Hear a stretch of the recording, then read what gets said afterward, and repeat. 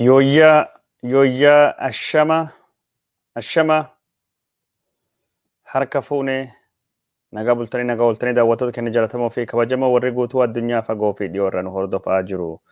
Kunini ka daawwachaa jirtanii yooyyaa miidiyaa tamsaasa muddee 25 bara 2020 magaalaa gudditti kutaa bulchiinsa Minisootaa Seent Pool irraa suduudhaanii karaa feesbuukiitii fi yuutuubiitiin tamsaasa isin dhaqqabaa jiru.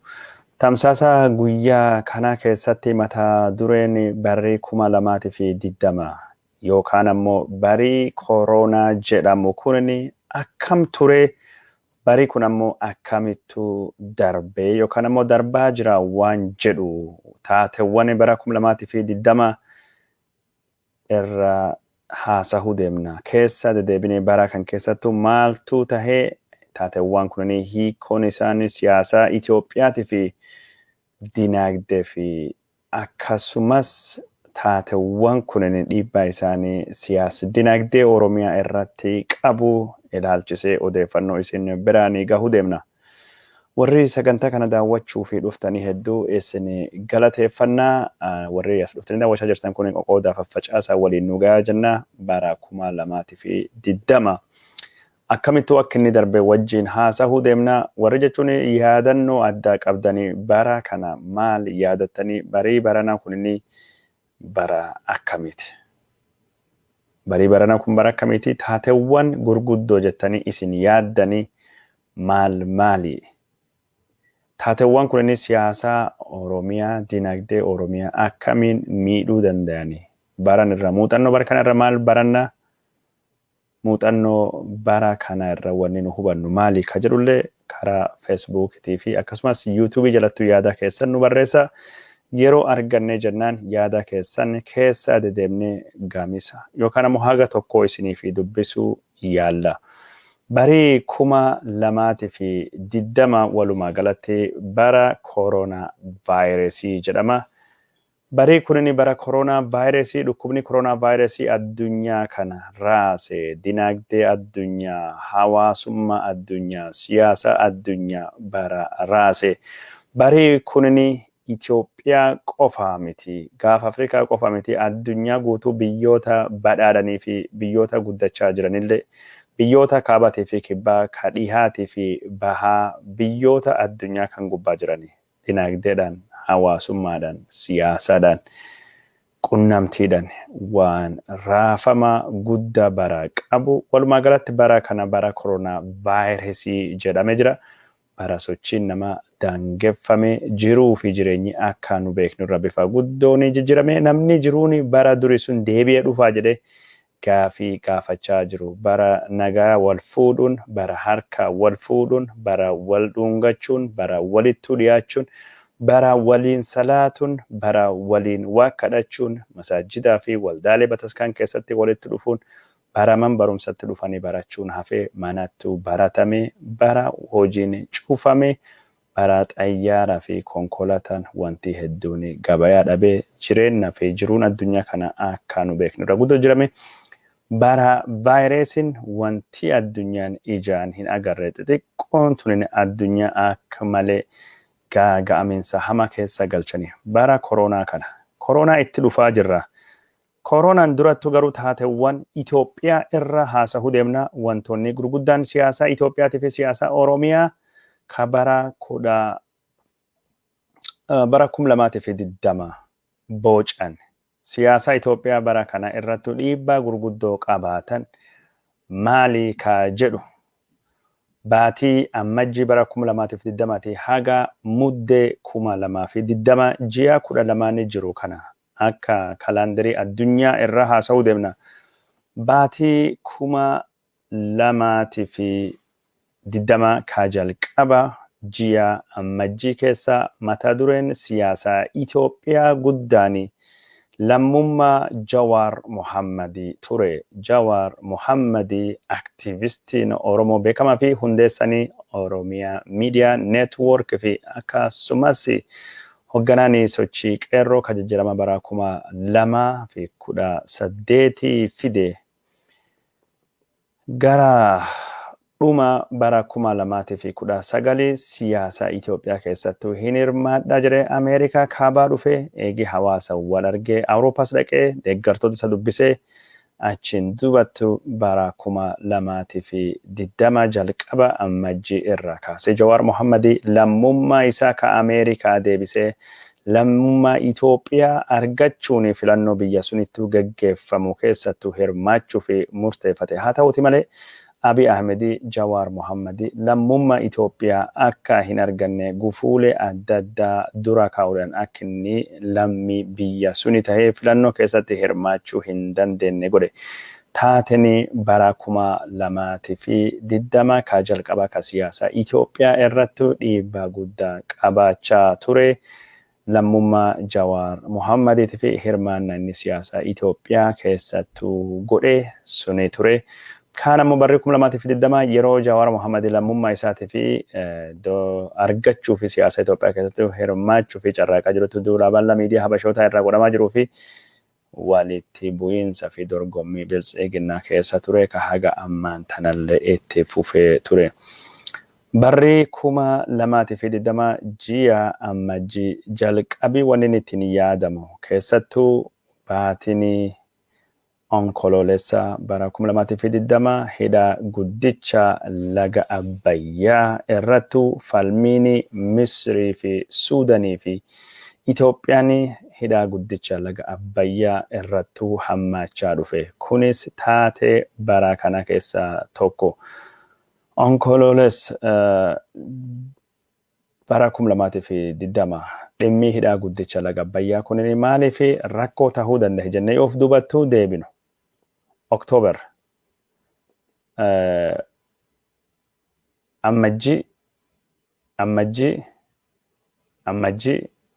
ammajjiitu waani ji'i jiru onkoloolessa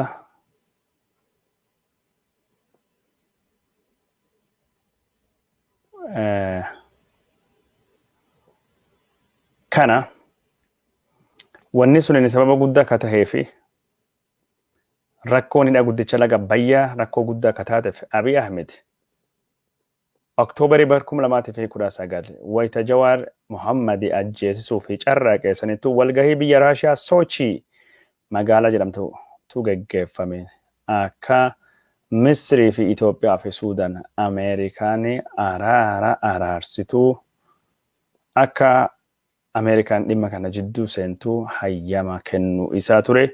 Hayyama suni bifa taheeni Ameerikaan araara geggeessuu fi carraaqxullee Itoophiyaan rincicuu jalqabde araara barsuni fudhachuu diduudhaan rakkoo guddaattuu dhalataa ture.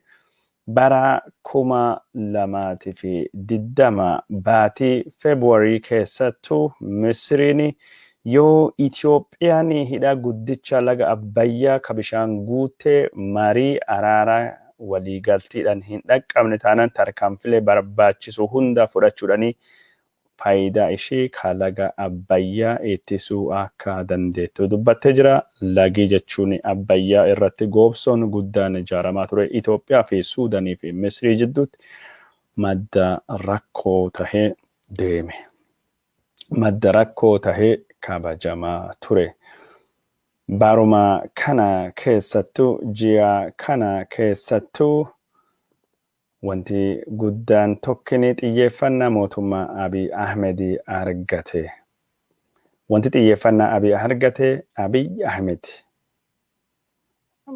Ahmed gombisa yookaan ammoo kuraawunii mootummaa Itoophiyaa kahatame biyya Neezerlaandittu deebi'ee biyyattuu galee Abiy Ahmedii akka malee gammachuu guddaadhaan dhimma kana miidiyaan Itoophiyaa haasawaa ture. Baatuma kana keessattuudha. Baatii Februarii kana ministeerri haajaa alaa Ameerikaa Mike Pompeo Itoophiyaa biyyoota Afrikaa ka daawwate keessaa tokko godhachuudhaan Finfinneettu goree mootummaa Itoophiyaatiin wal arge. Ji'uma kana keessatti mootummaan Misrii yoo Itoophiyaan dhimma laga Abbayyaa irratti ka waliigalteedhaan bishaan hin guunne fedhii isaa ittisuu fi tarkaanfii gosa hunda fudhachuu akka danda'u dubbatame. ji'i kunutti aanee ka jiru maarchidha. Maarchi bara 2020 injifannoon Aduwaa dhufee mootummaan Abiy injifannoo Aduwaa kabajuudhaan yeroo sanittuu injifannoon Aduwaa yoo kabajamu wantoota sirna nafxanyaa ka durii sanii ka Minilikii sanii faaruu dhimma saniitii fi dhimma laga Abbayyaa walittuu fidamee bifa guddaadhaan odeeffamaa ture. Baandanii laga Abbayyaa gurgurate Abiy Ahmed ka jedhu aktivistoonni Oromootii fi sabaa fi sablammiin hedduun dhiyeessuu jalqabanii dhimma laga Abbayyaa ka durii Ingilizattuu bara Misriin kolonii Ingiliza turte ka gurgurate Minilikidha.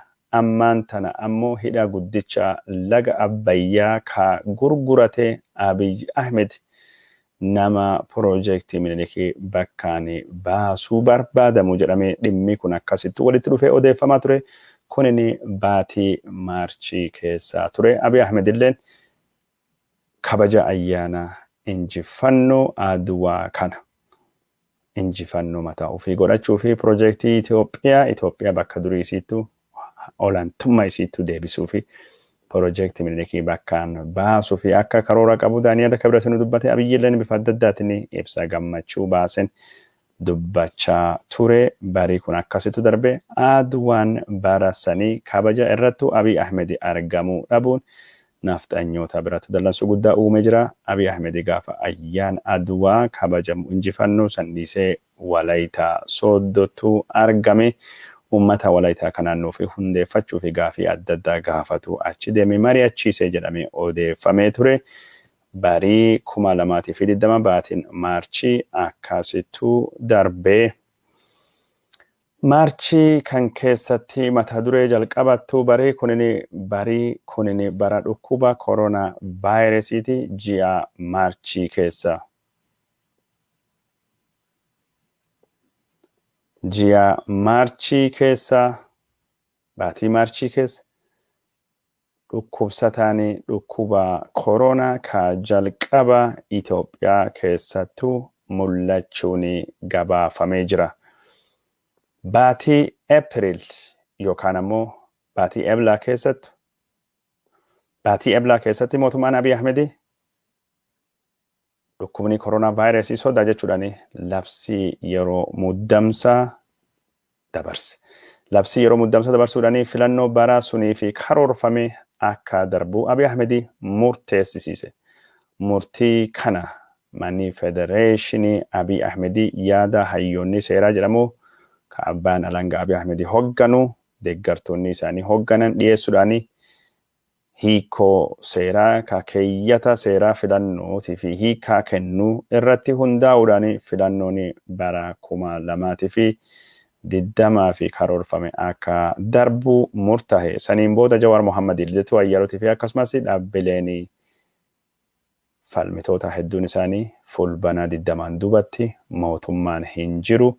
Mootummaan Abiy Ahmed yeroon isaa ka filannoo godhuu dabarse jennaan mootummaan kun seeraan hin jiru, seera ala namuu wal qixxeedha jechuudhaan ibsa baasanii mootummaan seera qabu, mootummaan beekamtii qabu, mootummaan heeraa akka hin jirre kaachiin dubattuu aangoo gubbaatu ture mootummaa abbaa irree jechuudhaan akkasittuyyuu aangoon Abiy akka hin jirre dubbatame. Baatiin kunin baatii Eebilaa bara 2020 ture. Bara 2020 keessatti filannoon eegii dabarfameen dubattu falmiin guddoon kaati. Falmiin guddoon kun sababi inni ka'eef sababa filannoon darbee fi sababa Abiy Ahmed aangoo karaa seera alaa dheereffateeti. Filannoo mootummaa federaalii qofa osoo hin taane filannoon naannolee hundinuyyuu darbuun akkasiin mormii guddaa kaasee. Jawaar Mohammadis waa'ee filannoo, waa'ee seeraa miidiyaa Habashootaaf, miidiyaa Itoophiyaatiif akkasumas OMN irratti dhufanii yaada adda addaa dhiyeessaa ture. Jawaar Mohammad, Mararaa Guddinaa, Jawaar Mohammad, Lidatuu Ayyaaloo ta'anii yeroo adda addattu yaada adda addaa kennaa turanii. Kanattuu tahee baatii Eebilaa keessa caamsattuu dhufne sila baatii filannoon keessattuu geggeeffamu. Filannoon dabarfame sun caamsaanis falmiidhaan waa'ee filannoo gurguddaa sila godhamuu qabu ka hin godhamin suni oduun gurguddoon godhamaa mariin godhamaa yaadii itti fufee Abiy Ahmed piroojeektilee badhaadhina fidanii jedhu hojjechuu jalqabe. Hojjechuun eebbisiisuu fi waa'ee badhaadhinaa odeessuu filannoon darbe badhaadhinni nu dhufaa jedhame odeeffamaa ture. Achiin duubatti bara koronaa, bara falmii hidha guddicha laga Abbayyaa, bara falmii Jawaar Mohammad, bara dhukkuba koronaa fi filannoon dabarfame. Filannoon dabarfame achiin duubattuu maaltu dhufe? Waxabajjii bara 2020 dhufe. Waxabajjii bara 2020 artistiin Oromoo akkaan jaalatamaa Hacaaluu Hundeessaa OMN irratti gaazexeessaa OMN guyyoo waariyoo Abbaa Jirmaa wajjin gaafiif deebii godhe. Gaafiif deebiin kun yeroo jalqabaatiif namni lakkoofsa guddaan karaa feesbuukiitiin daawwatame seenaa OMN keessatti gaafiif deebiin akkasittuu daawwatame. Nama baay'eedhaan hin turre. Torbaan gaafiif deebiin sun darbeen duubattu Abiy Ahmed warshaa daabboo magaalaa Finfinneetii fi oomishame. Warshaa daabboo guddaa daabboo 1,000 guyyaatti oomishuu danda'a jedhamu eebbisiisee sanirrattu dhimma seenaa warra seenaatiif dhiisa jechuudhaan dubbiin Hacaaluu Hundeessaa dubbate. Akkasiin gammachiisinu qeeqe. Hacaaluun gaafiif deebii OMN waliin godhe keessatti mootota durii keessattuu Minilik ni qeeqe. Goota hin turre, hattuu ture, yakkamaa ture, farda siidaa dabalee irritaa farda kana qeerroon seenaa beeka. Gaaf tokko odeeffachuu danda'a. Nafxanyaan kaleellee har'allee borillee diinaa Oromooti. Nafxanyaan Abiy Ahmediitiif Oromoo walitti buusuu barbaadde. Jawaar Mohammad yookaan nama beekama Oromoo tokko akka inni ijjeesuu barbaadde. Abiy Ahmed harkisaa dhiiga Oromootiin dhiqatee jira. Jijjiirran jedhame butamee jira. Jijjiirama irra Oromoo waan inni buufatoo jirat salphinaa qofa jechuudhaan Hacaaluu Hundeessaa akkasittuu bulchiinsa Abiy Ahmediitii fi akkasumas warra falmitoota ka Abiyyi wal dhabullee balaaleffate keessattuu warra qabsoo qawwee geggeessaa jiruun Hacaaluu Hundeessaa kanaan dura sirba baase keessatti maalan jira jedhe sirbe. Achiin dubattu jirra jedhe sirbe. Amma immoo eessa jirra sirbaa qabsoo ka jedhu sirbuu deema. Ani qeerroo jirtuu jedhe malee feerroo bittuu hin jenne jechuudhaani biltseeginnaan afaan qabsiistee Hacaaluu Hundeessaa dubbii jedhamtu sana hundaayyuu soba tahuu mirkaneesse. Ajjeechaan Hacaaluu guddaan Hacaaluu Hundeessaa artistiin beekamaaf jaalatamaan taatee jiha waxabajjii bara 2020 akka malee guddoo turte. Hacaaluun ajjeefamuun duubatti hokkarrii guddaan Oromiyaa keessattuu dhalate. Namoonni hedduun ejjeefaman. Hacaaluun waxabajjii 29 bara 2020 ejjeefame. Barumtaa Jawaar Mohammad waxabajjii 30 bara 2020 sirna awwaala Hacaaluu geggeessuu fi wayitaa isaan karoorfatanitti karaa Amboo irra reefi akka deebi'ee godhameen dubattu Hacaaluu Hundeessaa ka awwaaluuf Jawaar Mohammad Baqqalaa Garbaa Shamsaddiin keessa jiru Hamza Booranaa fa'a akkasittuu qabanii nama hedduu wajjin mootummaan Abiy Ahmed hidhe. Mana hidhaattuu naqe. Gocha shororkeessatii fi shororkeessummaatiinis warra kana himate. Hacaaluu ijjeessan jechuudhaan himate. Pirezidaantiin Oromiyaa Hacaaluu ijjeessisanii awwaala dhoowwan jedhe Shimallis Abdiisaa geejjiba karaa miidiyaa hawaasummaatiif miidiyaa televezyiinii OBN'tiin dubbate. Kun hundinuu jechuun reeffi Hacaaluu akka inni gad deebi'u ka godhe mootummaa Shimallis Abdiisaa akka ta'e artistiin reeffa Hacaaluu wajjin ture Galaanaa Gaaromaa dubbate. Garuu Jawaar Mohammad Faati himati warra ittiin himataman keessaa reeffa Hacaaluu awwaala dhoowwanii butuudhaan jedhame. Hacaaluun ijjeefame. Achiin dubatti Oromiyaa keessatti jeequmsi ka'e. Namni guddoon ijjeefamee dhumate. Nama dhumate kanaafillee itti gaafataman warra hidhamsuun jedhame. Abiy Ahmedii Hacaaluu ijjeessise yookaan eegiduu hin dubattu warra Oromoo sabboontota ta'an hundaayyuu hidhee Oromiyaa keessattuu dhiigi guddaan akka dhangala'uu godhame. Kana Hacaaluu Hundeessaa eegiduu hin dubattu daayaaspooraan hiriirattuu ka'e. Hiriira dubartoota, hiriira dargaggoota, hiriira qeerroo, hiriira qarree, hiriira Awurooppaa, hiriira Ameerikaa kaabaa bakka hedduutti ture hiriirri godhame. Austraaliyaa waan dabarte akka sababa koronaa vaayirasiitii fi hiriirri akka hin godhamne biyya ardii godhame sanatti ardii Oromoo ni jirtu bakka hedduutti hiriirri geggeeffamaa ture kanattu deemaa ture. Baatiin ammajjii dhiifama baatii waxabajjii adoolessaa hagayya baatii raafama guddaa ture. Baatii hidhaa guddaa ture. Mootummaan Abiyyi 60 Oromoo hidhe. 60 ijjeesse. Jeequmsa guddaatti Oromiyaa keessattuu dhalate miseensotaa fi deeggartoota kafaa'uu abaa'uu irratti xiyyeeffachuudhaan hidhe. Barbadeesse. Saniin durattu lammummaa Jawaaritiin Jawaar eegii gara siyaasatti deemen dubatti hiriira gurguddaa Oromiyaa bakka adda addaa keessattuu qopheesse. Bakki inni hiriira keessattuu qopheessan hundattuu hidhaan deeggartoota kafaa'uutii fi abaa'uu irrattuu geggeeffame. Hoggansi abaa'uulleen hedduun isaa mana hidhaattuu guurame. Akkasiin otoo jirru filannoon darbe. Jawaar Mohammad Faatii warri mootummaan fulbaana 30 duubattuu hin jiru jedhaman mana hidhaa seenan. Naannoon Tigraahii mootummaan naannoo Tigraahii fulbaana dhumaan durattu jechuun seeraa dhaaba waan ta'uu deemu filannoo godhuu qabne jechuudhani fulbaana keessattuu September 2020 filannoo geggeesse.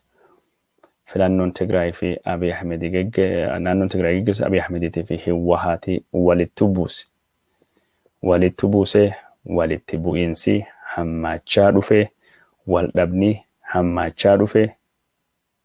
Naannoon Tigraay mootummaan federaalii mootummaa seera alaatii beekamtii hin kenninu. Mootummaa federaalii jette mootummaan federaalii naannoon Tigraay filannoo seera alaa gootee heera diigdee beekamtii hin qabu jechuudhaan federeeshiniin mani federeeshinii Abiy Ahmedii akkasitti murtii dabarsee walittuu gaarreeffannaatu ture. Abiy Ahmedii baajetii naannoo Tigraay irraa uggure. Gargaarsi naannoo Tigraay kan lola awwaannisaa dura awwaannisaa kan gargaarsa seeftineetii investimentii bishaanii kan mootummaa Chaayinaa liqiidhaan argame san hundaayyuu akka inni dhaabbatu godhe. Kanatti deemaa ture. Kanatti deemaa ture. Sadaasa bara 2020 jalqaba irratti lixa Oromiyaa Wallaggaa lixa Oromiyaa lixa aanaa Gullisootti abaa'uun ajjeechaa geggeesse jechuudhani mootummaan Abiy Ahmedii lallabe. Abaa'uun uummata nagaa ijjeessa jechuudhaan. Achiin dubattu guyyaa lammaffaa Abiyyi naannoo Tigraay irrattu waraana labse. Naannoon Tigraay komaand poostii kaabaa irrattu waraana labsite jechuudhaan. Waraanni naannoo Tigraay dhalate. Noovembarii 4 irraa kaasee sadaasa 4 irraa kaasee haga 27 magaalaa Meqalee qabanne injifannoon gallee ammaan booda lolii olaantummaa seeraa kabachiisuu injifannoon goolabamee jira. Yakkamtoota poolisiin barbaade mana murtiitti dhiyeessu jechuudhaan Abiyyi dubbate. Miidiyaan addunyaa wal harka fuudhee waraanni geggeeffamaa ture.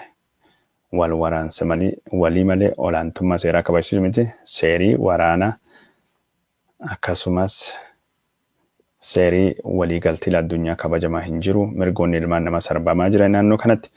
Mootummaan Itoophiyaa waliigaltiilee seera isaatii fi waliigaltiilee addunyaa hin guunne jechuudhaan pireesiin addunyaa wal harka fuudhee gabaasaa ture. Kun inni kaata'e sadaasa bara 2020 keessa waraanii geggeeffame. Yeroo waraanii geggeeffamu kana ajjeechan uummata nagayaa bakka hedduutu geggeeffame. Sun keessa magaalaa Maayikaadiraa keessattuu namni 600 ajjeefame jechuudhaan mootummaan gabaase.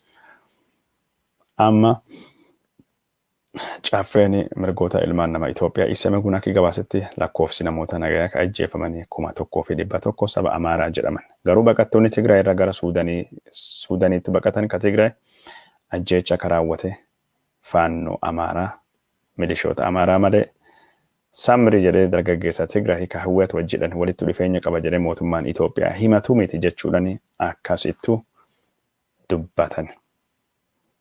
Barii kunin bara kana bara akkasitti ta'e waraanni naannoo Tigraay ka sadaasa 27 bara 2020 dhumatee jedhama hagammaa geggeeffamaa jira. Waraanni naannoo Tigraay waliin geggeeffamu kun gara daangaatti darbuudhaan Itoophiyaa fi Suudaan daangarratti wal dhabaa jiran. Baqattoonni 55,000 oli Suudaan irraa Itoophiyaa irraa gara Suudaaniitti baqatan jiran hedduu warra dhalattoota naannoo Tigraay. Waraanni Tigraay Eertiraa hirmaachisee jira. Eertiraan balaa gurguddoo naannoo Tigraay keessattuu dhaqqabsiisaa jirti. Saamichi gurguddaa geggeessaa jirti. Baqattoota Eertiraa ka Tigraay keessa jiran ugguraa ukkaamsaa jirti. Barri kunin bara jechuun Eertiraan saamicha Tigraay keessattuu goote hospitaala guddicha naannoo Tigraay Ayiderekaa jedhamu meeshaalee hospitaala hunda saamuudhaaf carraaqxee jirti. Warshaalee Eertiraa keessa Tigraay keessa jiran ka barbadeessan bara saamame. Bara akkasittuu ture. Mootummaan Abiy Ahmed araara waraana naannoo Tigraaytiif geggeeffamuuf jedhame didate. Gamtaan Afrikaa yaada araaraa ka dhiyeesse, mootummootii gamtooman yaada araaraa ka dhiyeessan, biyyoonni adda addaa yaada araaraa ka dhiyeessan, egaate ka dhiyeesse mootummaan Abiy namni wal dhabe hin jiru. Dhimma olaantummaa seeraa kabachiisuu jechuudhaan araaraa fudhachuu dhatee dhimmi Itoophiyaa mootummoota waltoomanitti mootummoota gamtoomanitti caaffee nageenya irrattu mata duree marii ta'e irrattu mari'atame. Kanattu jira waraanni naannoo Tigraay uummata Tigraay 55,000 ol gara Suudaanii godaansee uummata miiliyoona tokkotti dhiyaatu Tigraay keessa buqqisuun dubbatame jira. Naannoon Tigraay ammaan tana mootummaa cehumsaa kan yeroo dhaabbatte Itoophiyaan komaande poostidhaan naannoo kana akka bulchaa jirtu kadhagama. Warri Amaaraa ka duula naannoo sanitti godhe milishaan Amaaraatii fi faannoon duulii olaantummaa seeraa kabachiisuu danda'u restii Amaaraa deeffachuu jechuudhaan lafa Amaaraa ka Tigraay qabattee raayyaa Walqaayitti Tsegedee deeffanna jechaa jiran. Tigraay ammoo wanni kun hin taatu lafti kennuu deebi'uu qabdi filannoo geggeessuu qabna jechuudhaan akkasumattuu akkasitti dubbachaa jiran. Adoo kun jiru odoo waldhabii Itoophiyaatiif naannoo Tigraay jiru ajjeechaan Benishaangul Gumuzii keessatti geggeeffamu hammaati. Torbaan kana qofa namni 220 ol godina Matakkal aanaa Bulanittu ajjeefame. Benishaangul Gumuzii keessatti lakkoofsi nama ajjeefame 100 hedduu ta'e. Abiy Ahmed waraana Benishaangulittu ajaje. Abiy Ahmed milishoonni Amaaraa akka gara Benishaangulittu bobba'an hayyame. Milishoonni Amaaraa lola gurguddaa godina Matakkal keessattuu geggeessaa akka jiran. Naannoo Amaaraa godina Awwii magaalaatii fi naannoo akka Jaawwii keessattuu faannoo fi humni Amaaraa duula guddaa banaa jiran. Yeroo ammaan tana Abiy Ahmed biltsiginna Amaaraatiif waan isaan fedhan hunda godhaa jiraatullee biltsiginna Amaaraatii fi Oromiyaa jidduutti maqaa wal balleessi walitti gaarreeffachuu guddaatu geggeeffamaa jira. Barii kunin barii Itoophiyaa taateewwan gurguddoon yoo xiinxallu kana fakkaata. Gabaabumatti barii 2020 bara dhimmi guddaan ture keessa lammummaa Jawaar Mohammad akka Abiy Ahmed Jawaar Mohammad akka lammii hin taane lammii Itoophiyaa akka hin taane lammummaan isaa akka rarra'eef Abiy Ahmed goosise. Sochii filannoo ka Jawaar Mohammadii kafaa wajjin godhe akka Oromiyaa keessatti hin taane goosise. Achiin dubattu dhimma hidhaa guddicha laga Abbayyaa gubbaatti marii Misrii wajjin godhamee barbaachisaa kan ta'an Itoophiyaatti galchee kasaaraa dippiloomaasii Itoophiyaa irratti dhaqqabsu jedhee Jawaar Mohaammed miidiyaa Habashaallee irrattu Abiy Ahmed saaxile. Achiinis dubattu koronaa vaayirasiin dhufe. Bara koronaa vaayirasiin dhufe Abiy Ahmed koronaa vaayirasiitti fayyadamuudhaan labsii yeroo muddamsuu yookaan ammoo labsii yeroo muddamaa labsisiise. Filannoon Itoophiyaa dabarfame. Filannoon naannoleetiif filannoon mootummaa federaalii kan jiddu galeessalleen dabarfame. Kun ammoo falmitootaa fi Abiyyi birattuu mormii guddaa kaase. Filannoo kana keessattuu karaa demokraasiitiin ceesisuu fi jijjiirama kanan karaa demokraatawaatiin ceesisuu fi filannoon baay'ee barbaachisa jedhan warri akka Jawaar Faatii, Kafaa'oo Faatii, warri akka Baaldaraas Liizuu Faatii dubbachaa turan. Filannoon kun hin gaggeeffamne kun inni falmitootaa fi Abiy jidduuttu waldhaba guddaa uume. Mootummaan fulbana dhumaatiin dubattu ji'a fulbana dhumisaatiin dubattu mootummaan seera qabeessi hin jiru jechuudhaan dubbatan warra kan Abiy garaattu haaloo baateef haaloo kuufateef gaafa Hacaaluun ijjeefamu waxabajjii bara 2020 Abiy Ahmed, Jawaar Mohaammed, Baqqalaa Garbaa, Hamzaa Booranaa warra kanaa fi warra Abaa'oo Koloneel Gammachuu Ayyaanaa fa'aa akkasumas warra ilaalcha siyaasa Itoophiyaa qabu Lidatuu Ayyaalootiif Iliqaal Geetinnet akkasumas Iskindir Naggaa hundayyuu manidhaattuu darbe hidhe. Itoophiyaan hokkaraan raafamte. Hacaaluun eegee du'een dubatti mormiin godhame. Namni 100 fi wahii oli. Jalqaba 250 oli mootummaan Itoophiyaa kakaayee achiin duba 166 gad deebisee Oromiyaa bakka dadattuu ijjeefame. Qabeenyi hedduun mormiidhaan mancaa'ee barbadaa'e. Jawaar Mohaammed Faatii manhidhaa seenanii seeraa shororkaa cabsuudhaan maaliidhaan himataman seerii akka mootummaa irratti uummata kakaasuudhaan.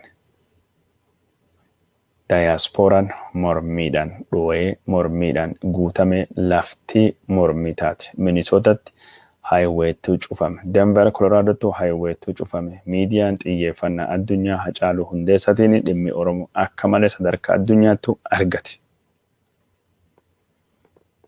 Ameerikaanis Abiy Ahmediitu hin gammanne dhimma hidhaa guddicha laga Abbayyaa gubbaattu marii Ameerikaan godhaa turte keessa mootummaan Itoophiyaa bahe.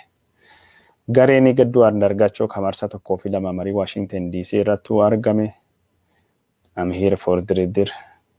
I don't need any dibidib. We are not sigibgib jedhanii qoosaa itti godhame. Minister of Outside Country of Ethiopian marii keessa bahee Ameerikaanis ni dallante gargaarsa Itoophiyaaf kennuu yaadde akka Ameerikaan kutuu deemtu foreign policy'n bara 2020 ji'a Juulaayii keessattuu beeksise adoolessa bara 2020. Hagayya bara 2020 mootummaan Ameerikaa gargaarsa Itoophiyaaf kennuuf yaade miiliyoona 130 irraa muruu dubbate. Fulbaana bara 2020 mootummaan Tigraay filannoo geggeesse. Filannoo geggeesse kanaan Abiyyi walittuu bu'e. Sadaasa bara 2020 Abiy naannoo Tigraay irrattu waraana bane. Kufaatii guddaa karaa dippiloomaasiitiin Abiy qunname. Amma immoo mudde bara 2020 ajjeechanii naannoo Beenishaangulii keessattuu geggeeffame. Barii 2020 yoo gabaabsine bara akkana fakkaata. Qabsoon Oromoo maal fakkaata? Qabsoon Itoophiyaa maal fakkaatti? Karaa Itoophiyaatiin karaa Abiy Ahmediitiin yaadii bilxiginnaa jedhamu uummata Oromoo birattu balfamee jibbamee jira. Abiyyi humna qawwee afaan qawweetu rarra'ee jira. Filannoo godhu sodaatee filannoo dabarse. Filannoo godhu sodaatee warri yaadan nama waataa jiru akka Jawaar Mohaammed fa'aa manhidhaattuu guuree hidhee irra taa'aa jira. Warra eegi hidheen dubattu ammaan tana filannoo godhaa jedhe gabatee filannoo kabara 2021 ammajjii 5 fi ammajjii 12 filannoon akka ta'uu deemu mirkaneessee jira. Jawaar Mohaammed fa'aa Iskindir Naggaa fa'aa bakka hidhee jirutti. Abiy Ahmed karaa dippiloomaasiitiin kasaaraa guddaatu irratti dhaqqabe. Noobeliin inni argate kun namtichi Noobelii nagaa argate uummata isaa irratti nagaa buusuu dhiise bombii buusaa jira. Abiy Ahmed Noobelii maqaa balleessa jira. Noobelii nagaa ambasaaddar nagaa sun taane ambasaaddar waraanati. Abiy Ahmed maraataa Noobelii nyaati. Abiy Ahmed gaafa Afrikaatiif sodaa Itoophiyaa ceesisuu hin dandeenye, dimokiraasii fiduu hin dandeenye. Abiy Ahmed rakkoo guddaa gaafa Afrikaa keessa seensisee jedhamee akkasittu dhimmi isaa kayaa jira. Karaa dippiloomaasii addunyaatiin. Karaa dinagdeetiin Abiy Ahmed mootummaan isaa baay'ee kasaare. Gargaarsa Ameerikaa irraa argatu mootummaan Doonaald Tiraamp irraa mure. Sababni isaa Itoophiyaan marii laga Abbayyaa gubbaa Suudanii fi Misrii wajjin gootu keessaa bahuu isiitiif. Mootummaan Ameerikaa dhiibbaa qabutti fayyadamuudhaanii dhaabbanni maallaqaa addunyaatiif akkasumas baankiin addunyaa gargaarsa Itoophiyaa kennitu akka dhaabdu godhan. Baatuma adoolessaatii fi hagayyaa keessa.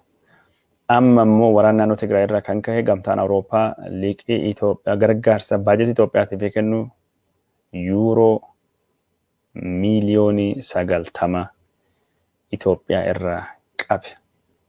Chaayinaanis gargaarsa fi investimentii mootummaa Itoophiyaati kennaa baatu. Sa'aan Itoophiyaan elmattu kaliqee irraa elmattu sa'aan Chaayinaa jedhamu gu'e. Karaa Chaayinaatis kanattuu ta'e. Karaa dinagdeetiin mootummaan Abiy Ahmed miidhaa guddaa keessummeesse. Karaa dinagdeetiin mootummaan Abiyyi rakkoo guddaa keessa bahee darbee jira. Gara biraatiin ammoo rakkoo dinagdee kana akka hammeesse mootummaan Abiy Ahmed awwaannisa wanni jedhamu tokkni akka malee kahee awwaannisi miidhaa guddaa dhaqqabsee jira. Rakkoo dinagdee kan ka hammeesse keessa gargaarsi biyya ala dhaabamu, investimentiin biyya ala irraa dhufu dhabamu hokkara Itoophiyaa keessattuu kan waan ka'eef kirediitiin mootummaa Itoophiyaa gad bu'uu sadarkaa addunyaatti akkasumas sababa koronaa vaayirasiitii fi sararri xayyaaraa Itoophiyaallee galiin isaa gad bu'uu fi turizimiin diqqaachuu kun hundinuu sababa biraati. Awwaannisaa fi lolaan miidhaa guddaa dhaqqabse. Awwaannisi naannoo Walloo, Tigraay, Amaaraa, Somaalii, Afar miidhaa guddaa dhaqqabse Oromiyaa baha. Lolaan Awaash naannoo Afaritti, Arsii bahatti, Shawaa bahatti, Oomoon kibbaa, lagni Oomoo akkasumas Waabeen godina Silxeetti, Haroon Xaanaa naannoo Goojjamiif Gondaritti miidhaa gurguddaa dhaqqabsan. Lagni Abbayyaa guutuudhaan Itoophiyaa bira darbee Suudaan irratti miidhaa guddaa dhaqqabse. Kaartum irratti ummati Affaar kumii hedduun laga Awaashitiin marfamee buqqa'ee Abiy Ahmed ummata Affaarii dagatee ummata Suudaaniitiin Rabbiin lolaa irraa isin haa oolchitu Itoophiyaan gargaaruu fi isin bira dhaabbachuu fi qophiidha jedhee tiwiit godhe. Abiy Ahmed akkisaa akkana dhimma Itoophiyaa irraa haajaa hin qabu. Garuu dhimmi biyyi bira hin yaaddessa. Biyyi isattuu nagaa buusee marii godhuu didee biyya Yemenii waraanii ta'aa jiru Itoophiyaa baay'ee yaaddessifadee karaa Feesbuukiitiin barreesse. Itoophiyaa amma Oromiyaa komaandi poostiin bulcha. Lolaan awwaannisi miidhaa guddaa dhaqqabse. Barii Itoophiyaan keessaa dabartee barii kun bara dinagdeen Itoophiyaa bututi. Bara dinagdeen Itoophiyaa akka malee kufe. Bara Itoophiyaan karaa addunyaatiin, karaa hawaasa addunyaatiin dippiloomaasiin ishee gufuun guddaan ishee qunname. Barii kunin bara Itoophiyaan rakkoo uumamaatii fi rakkoo nama tolcheetiin waa hedduu keessaa baatee dabarsite. Barii Itoophiyaan keessa baatee dabarte barii 2020 bara investimentiin dhabame, bara turistiin dhabame, bara sharafii biyya alaa dhabame, bara Itoophiyaan rakkoo kan hunda furuu fi maallaqa maxxansite. Gaafa maallaqa maxxansitu Abiy Ahmed waraan isaatiin nama miiliyoona 1.5 ol qabu deemaa saamaa jedhee ajaja baasee waraanii isaa Oromiyaa bakka adda keessattuu saamicha hamaama godhe. Abiy Ahmed barii inni keessa bahee dabarsee barii 2020 akkasii fakkaata. Barii 2020 miidhaa gosa kana qaba. Barii 2020 ka Itoophiyaan dabarsite ka Abiy Ahmed karaa dippiloomaasii kufaatii guddaatu isa qunname. Karaa dinagdeetiin akkasuma. Karaa siyaasatiin Abiy Ahmed Oromiyaa birattuu fudhatama dhabe. Abiy Ahmed nama piroojeektii Minilikii bakkaan baasu galtuu ergamtuu nafxanyaa akkasitti dhiyaachaa jira. Nafxanyaan isaa kan inni jala fiigaa ture amma immoo qubis kaayaa jirti. Itti duulaa jirti. Abiy Ahmed haali inni keessa jiru haala kana fakkaata. Barii 2020 yoo qabsoo Oromootiif barii kun bara rakkisaadha jedhamee dubbatame diina Oromootiif illee akkasuma rakkisaadha. Diini Oromoo jechuun mootummaa Abiy Ahmediiti, mootummaa Biltsiginnaati. Mootummaan Biltsiginnaa karaa dinagdeetii fi karaa dippiloomaasiitii fi karaa siyaasatiin karaa hundaan iyyuu rakkoo gurguddaa keessa jira. Raafamaa jira. Raafamama keessa jira. Kunin ammoo qabsoo Oromoo waan gargaaru. Dhugaa dubbachuu fi bara kana qabsoo Oromoo keessatti qabsaa'onni Oromoo gurguddoon hidhamanii jiran. Jijjiiramee namni abdii itti godhatilleen gufatee jira. Kunin jechuun nama garii abdii kutachiisuu ni mala. Nama garii aarsuu ni mala. Ammoo akka walii galattu yoo laalle diinni Oromoo irra qabsoo bute. Diinni jechuun Oromoo diinomse. Ka Oromoo miidhe aduun isaallee dhiyaa jirti. Ka ummata Oromoo ammoo aduu yoo dhiitellee borbahuu deemta. Aduun ummata yoomillee hin dhiitu. Adeemsattuu hirkifata tahuu danda'a. Yeroo fudhataa malee ummati abbaa irreeti wal lolee moo'ate yookaan ammoo moo'ame hin jirtu. Ka Abiy Ahmed guyyaattu murteesse. Juntaa wayyaanee balleesse nu garsiise abbaan irree eegen isaa dhumtii isaa kaatimaan isaa kan fakkaatii jedhe Abiy Ahmed dhaada televizyiinii irrattu. Ka isaalleen kaatimaan isaa dhuma isaalleen sanirra adda hin ta'u. Akkuma juntaa wayyaanee salphata Abiy gaaf tokkin salphata manna abbaa irrummaan sanyii uf salphisuu dandeettu biqilchiti. Uf salphisti, uf kuffesti. Abiy Ahmed yeroo ammaan tana ummata Oromoo biratti jibbamee akka hancufa jedhe Oromoon tufee jira. Biltsiginnaan isaa fudhatamu waa takka hin qabu. Biltsiginnaa kana bulchiinsa Abiy Oromoon hin hubanne hubannoo uumuudhaa jedhe dubbate Leencoo Baatii sanii miti. Oromoon Biltsiginnaa laalee beekee nama Abiyyi bira jiru ka akka Daani'el Kibret kan akka Biraanuu Neggaa ka qabsoo Oromoo sodaa irraa qabuu fi siyaasattu dabalame jedhu. Nama akka Daani'el Kibretii afaan simbiraa akkam afaan qiddaasee ortodoksii tayaa jedhe. Abiyyi piroojeektii Minilikii bakkaan baasa ka jedhutti nama akka Biraanuu Neggaa Oromoon wallaalcha fi dargaggeessisaa Minilikii jibbaa jedhuun marfame. Kanirra Abiyyi Rooma hin eegatu Oromoon. Kanaaf Oromoon faayidaan barii 2020 diina fi alagaa Oromoof addaan baasee jira. Gingilchaadha. Gingilchaan gingilfame amma karaan qabsoo Oromoo, karaa qabsoo Oromootii fi karaa qabsoo nafxanyaa, karaa qabsoo sabaaf sableen federeeshinii fi karaa Itoophiyaa dullatti addaan bahee jira. Firii qabsoo Oromoo eenyu, diinni qabsoo Oromoo eenyu kanattu jira. Jawaar Mohammad hidhee Oromoo birattu jibbame jira. Baqqalaa Garbaa hidhee Oromoo birattu jibbame jira. Gaafilee Oromoo takka hin deebisne. Abiy Ahmed jechuun fudhatamni inni uummata Oromoo birattu qabu kufee jira. Dinagdeen Itoophiyaa barbadaahee jira. Badhaadhinni isaa dhufaa hin jiru. Kan Abiy Ahmeditti dubbate. Badhaadhina piroojeektii kiyyaa uummatiin hin hubanne jedhe Abiy Ahmed dhiyoo kana dubbate gaazexaan riippoortarii barreessee jira. Piroojeektiileen badhaadhina maallaqii hin jiru. Gargaarsi Ameerikaa hin jiru. Ka Chaayinaa hin jiru. Ka gamtaa Awurooppaa hin jiru. Ka baankii addunyaa hin jiru. Ka dhaabbata maallaqa addunyaa hin jiru. Ka biyyoota Arabaa hin jiru. Ka baankii misooma Afrikaa dhufaa hin jiru. Abiy badhaadhinni isaa hin jiru. Badhaadhinni Abiy badhaadhinni lafirrattu fidame miti badhaadhinnattu jira yaada jechuudha. prosperity is a mental status, poverty is a mental status. Ani badhaadhe jedhi amanii nama beela'e nama dheeboteen akkas jedhi amanii jechuudhani gorsa Abiyyi ka jedhamu leencoo baatittu marii Instituutiin Ameerikaa kan nagaa qopheesse Washington DC gubbaattu nu jechuun hiyyummaa jibbaa fi badhaadhinni jenna. Badhaadhinni jechuun badhaadhe jedhi yaadi jechuudha jedhee badhaadhinni jechuun dhaadannoo duwwaa akka tahe nutti himee jira. Investmentiin biyya ala dhufaa hin jiru. Maaliif waraan hokkara ajjeechaa bakka hundattiyyuu barii 2020 bara ajjeechaa sabaaf sablamii bakka walitti bu'iinsa Benishangul, Oromiyaa, Gurra Fardaa, Konsoo, Walaytaa, Sidaamaa bakka hunda bara walitti bu'iinsaatti Somaalii, Afar. Barii kun jechuun investmentii akkamiin hawwataa kun hundinuu jiru. Akka Moody's dhaabbanni jedhamu kan investmentii biyyoota addunyaa kanaa haasa'u. Itoophiyaan biyya investoroota hawwatu sana biyya investoroonni irraa dhiyeessaa jiran baqachaa jiran biyya gosuun taatee jirti.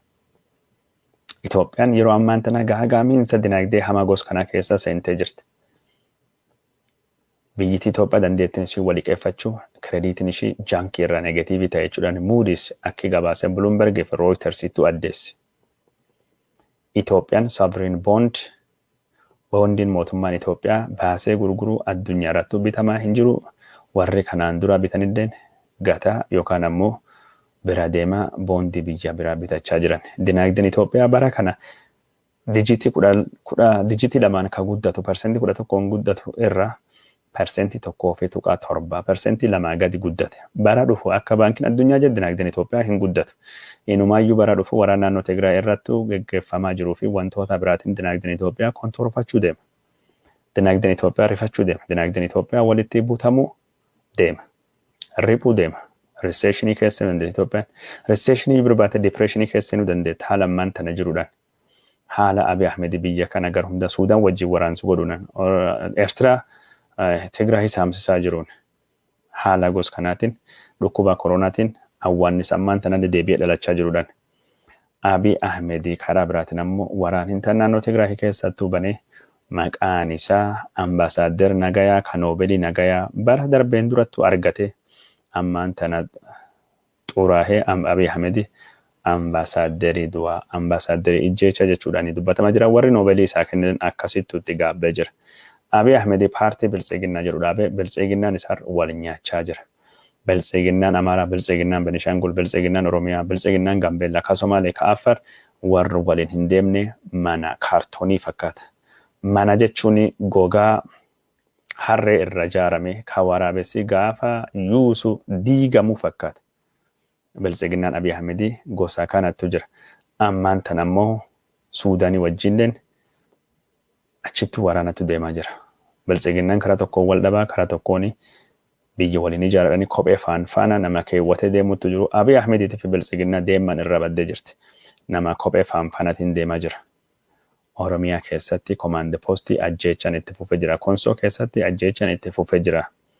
Gurra Fardaa, Benishangul, Tigraay ajjeechaan itti fufee jira. Abiy Ahmed waraan keessaa bahuu hin seenne hin beekne itti seene jira.